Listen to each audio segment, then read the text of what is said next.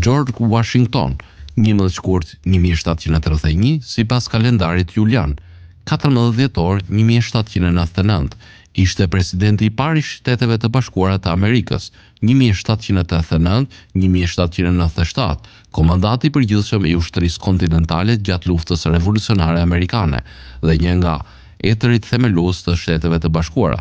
Ai kryesoi konventën që hartoi kushtetutën aktuale të Shteteve të Bashkuara dhe gjatë jetës së tij u quajt babai I vendit të tij. Ai nuk I takonte asnjë partie. I admiruar gjërësisht për cilësitë e tij të forta drejtuese, Washingtoni u zgjoll unanimisht president në 2 zgjedhjet e para kombëtare. Ai mbikëqyri krijimin e një qeverie të fortë, të mirë financuar kombëtare, që ndenjë asnjëse gjatë luftërave revolucionare franceze, shtypi rebelimin Uiski dhe fitoi pranimin e amerikanëve të gjitha tipeve. Presidenca e Washingtonit krijoi shumë pretendent, ende në përdorim sot, të tilla si sistemi I kabinetit, ceremonia përëruese dhe titullin zoti president.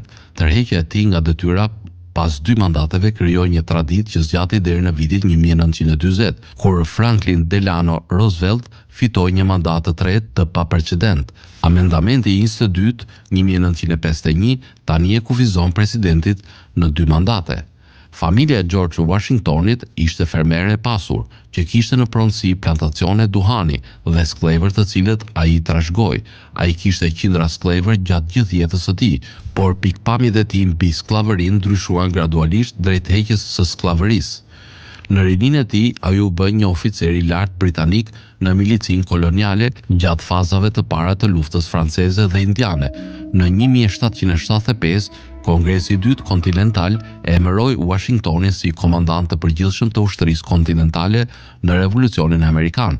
Në këtë komand, Washingtoni I detyroi britanikët të lënë Bostonin në vitin 1776, por u mund dhe për pak u kap rob më vonë atë vit, kur ai humbi në New York City, pas kalimit të lumit Delaware në mes të dimrit. Ai mundi britanikët në 2 betejat, Trenton dhe Princeton, rimori New Jerseyn dhe restauroi vrullin ndaj kauzës së patriotëve. Strategjia e tij aktivizoi forcat kontinentale për të kapur 2 ushtri të mëdha britanike në Saratoga në 1777 dhe në Yorktown në 1781. Historianët vlerësojnë Washingtonin për përzgjedhjen dhe mbikëqyrjen e gjeneralëve të tij, komandimin e ushtrisë, koordinimin me Kongresin, me guvernatorë shtetëror dhe milicitë e tyre, logjistikën dhe trajnimet. Pas arritjes së fitores në 1783, Washingtoni dha dorëheqjen si kryekomandant, duke dëshmuar kundërshtimin e tij ndaj diktaturës dhe angazhimin e tij ndaj republikanizmit amerikan.